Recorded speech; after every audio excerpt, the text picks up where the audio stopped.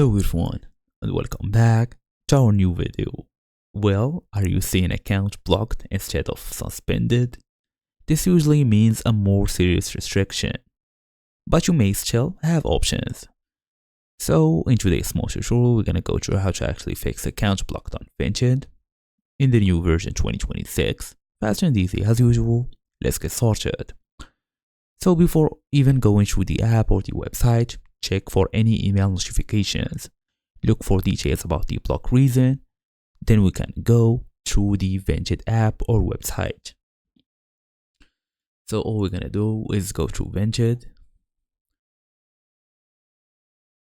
Well, this time you can't just log in since you are fully blocked.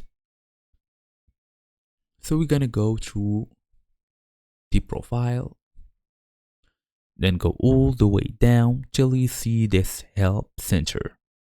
Go through it and contact Vinted support immediately. Submit a formal appeal through the help center as I told you, then provide any verification if requested. You may need ID verification, then you can follow the instructions carefully. As for an important note, blocked accounts often result from repeated violations or even policy breaches.